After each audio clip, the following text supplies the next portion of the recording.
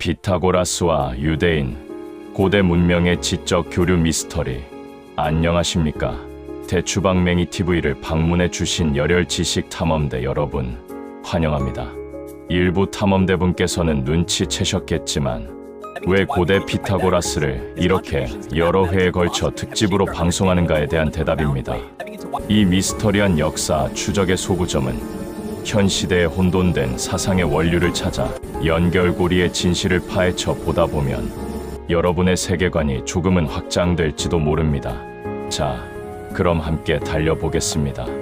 만약 기하학의 아버지 피타고라스가 동방에서 지혜를 구하고 그 과정에서 고대 유대 문명과 접촉했다면, 그리고 그 접촉이 서양 철학의 뿌리를 뒤흔들었다면, 오늘 우리는 2500년 전의 미스터리한 지적 교류의 흔적을 쫓아 이집트와 바빌론으로 시간 여행을 떠납니다.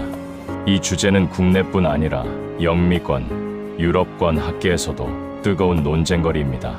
피타고라스 정리를 유대인에게 배웠을까? 그리고 피타고라스와 카발라의 연결고리.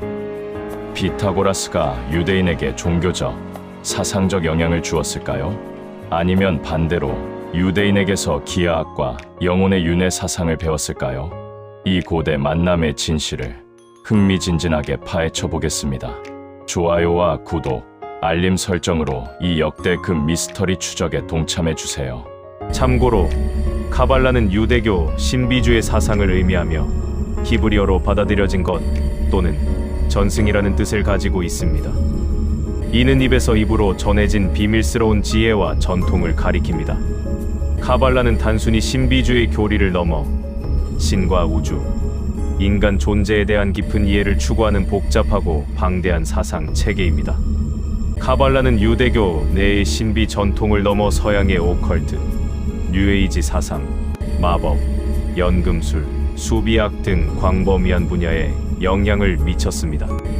카발라, 오컬트, 뉴에이지 사상, 마법, 연금술, 수비학 등은 다음 기회에 수많은 편의 기획 방송될 것입니다. 제1부 전설과 기록 피타고라스의 동방 여행. 피타고라스는 기원전 6세기 그리스의 사모스 섬 출신입니다. 그런데 그의 전설적인 지식의 원천은 다름 아닌 동방이었습니다. 고대 문헌들은 그가 지식을 얻기 위해 광범위하게 여행했다고 기록합니다. 서양 고대 문헌의 주장을 살펴보겠습니다. 디오게네스 라에르티오스 등 고대 역사가들은 피타고라스가 이집트, 아라비아, 페니키아, 유대, 바빌론, 심지어 인도까지 방문했다고 기록했습니다. 출처 고대 문헌. 그의 여행 목적은 모든 가능한 지식, 특히 신들의 비밀 숭배 의식과 신비주의적 지식을 수집하기 위해 여행했습니다. 이 기록들의 핵심은 피타고라스가 유대 지역을 방문했거나 최소한 유대인 현자들로부터 배웠을 가능성을 열어줍니다. 하지만 현대 학자들은 이러한 기록이 피타고라스의 위대함을 포장하기 위해 부대에 끼워 맞춘 일종의 전설일 수 있다고 회의적으로 봅니다. 이집트와 바빌론 시절의 유대인과 만남 가능성. 피타고라스가 이집트에 약 22년간 체류하는 동안에 이집트 사제들에게서 천문학과 기하학을 배웠다고 전해집니다. 이집트에는 이미 기원전 6세기 무렵부터 유대인 공동체가 있었습니다. 피타고라스가 이집트에서 만난 지식인 그룹에는 유대인 현자가 포함되어 있었을 수 있습니다. 약 12년간의 바빌론 포로 시절, 기원전 525년 페르시아 왕 캄비세스 2세의 이집트 정복 후 피타고라스는 포로로 잡혀 바빌론으로 끌려갔습니다. 이 시기는 유대인들이 바빌론 유수를 겪던 시기인 기원전 586년에서 538년과 겹치거나 그 직후였습니다.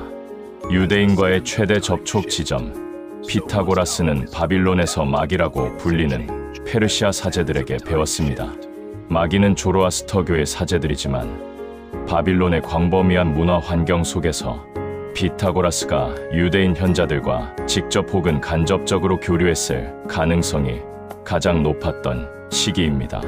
피타고라스는 포로 신분이었지만 지식을 얻기 위해 오히려 최고의 교차로인 바빌론으로 끌려갔던 것입니다. 여기서 유대인과의 만남이라는 흥미로운 가설이 탄생합니다. 제2부 사상적 비교. 누가 누구에게 영향을 주었나? 본격적인 질문에 답해봅시다.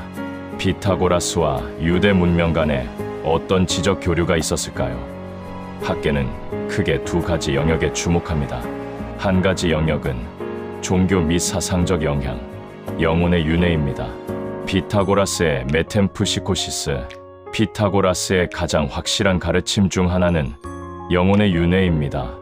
영혼은 불멸하며 죽은 후 새로운 몸으로 들어간다는 사상이죠. 유대교의 길굴 사상, 유대 신비주의 카발라에는 영혼의 전생 개념이 있습니다. 길굴은 히브리어로 회전 또는 순환을 뜻하며 영혼이 완전한 정화를 위해 여러 몸을 거친다는 개념입니다. 유럽 학계의 일부에서 일고 있는 논쟁의 핵심을 알아보겠습니다. 유럽 학계의 일부에서는 피타고라스의 윤회 사상이 오히려 에세네파나 사회, 문서 공동체와 같은 헬레니즘 시대의 유대 종파에 영향을 미쳤을 수 있다고 주장합니다. 즉, 피타고라스가 유대인에게 영향을 미쳤다고 볼 수 있는 대목입니다. 유대 전통 내부 주장에 따르면 일부 후대 유대교 문헌에서는 피타고라스가 사실은 유대인이었고 예언자 에제키엘로부터 영혼의 윤회 교리를 배웠다고 주장하기도 합니다. 즉, 이 부분은 유대인으로부터 피타고라스가 영향을 받았다고 볼 수 있는 대목입니다. 현대 학계의 시각 길굴 사상은 기원 후 13세기에 이르러 카발라에서 본격적으로 발전했기 때문에 피타고라스 시대인 기원전 6세기에 유대인들에게서 윤회 사상을 직접 배웠다고 보기는 어렵습니다. 다만 바빌론이나 이집트에서 만난 동양의 마기 사상을 포함한 신비주의를 통해 윤회 사상을 접했고 이 사상이 훗날 헬레니즘 시대의 유대인들에게 역으로 영향을 주었을 가능성이 더 높다고 봅니다.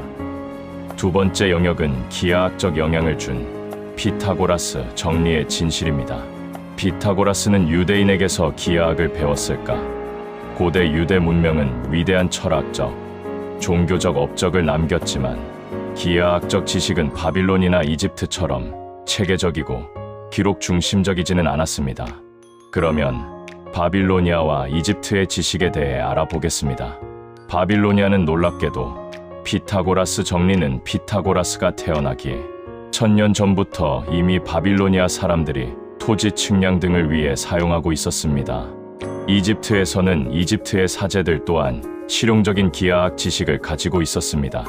결론적으로 피타고라스가 피타고라스 정리를 유대인에게서 배웠다기보다는 이집트와 바빌론의 포로 시절, 그곳의 선진 문명 특히 바빌로니아의 대수학 및 기하학으로부터 배웠다고 보는 것이 현대 학계의 정설입니다.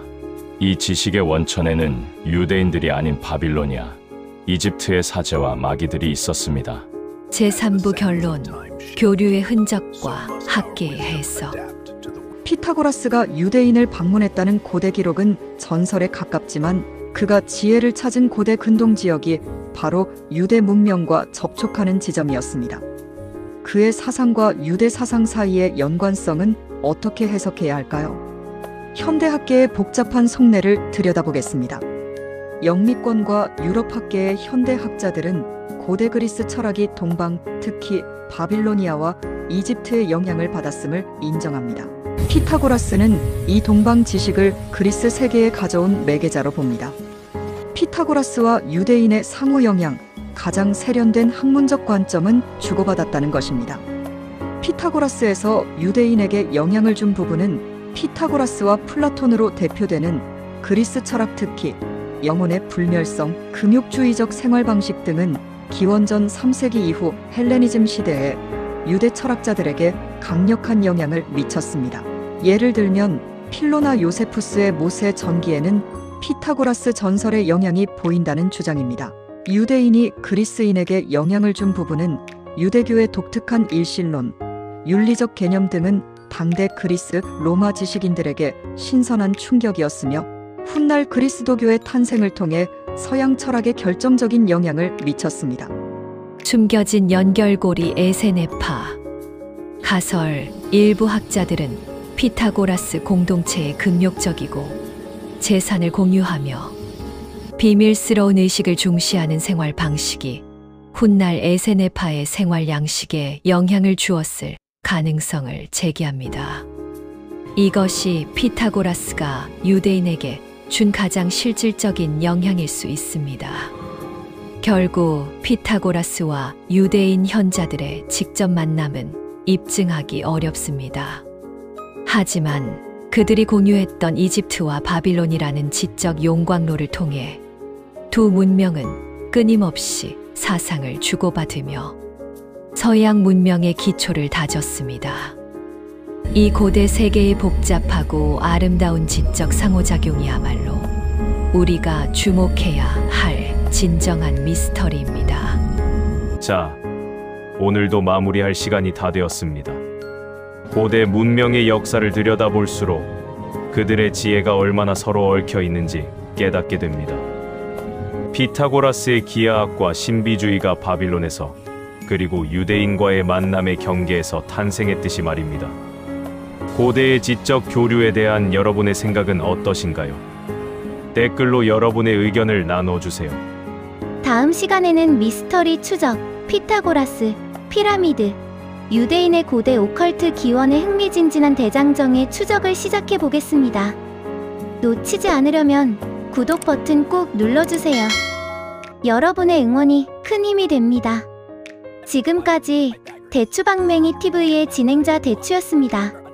감사합니다.